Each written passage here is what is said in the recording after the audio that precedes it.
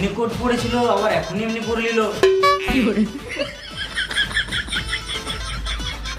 দাদা কই চললি? এই মিস্ত্রিকে জিজ্ঞাসা করতে চললাম কত কি বালি মশলা ফেলবো। তোর মিস্ত্রি তো আমি, ওর কাছে কি কেন মারা চলি তুই? কত বালি মশলা ফেলবো?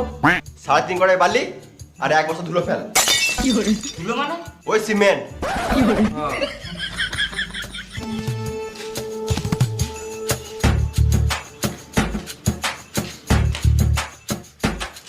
দাদা ওইটা কি?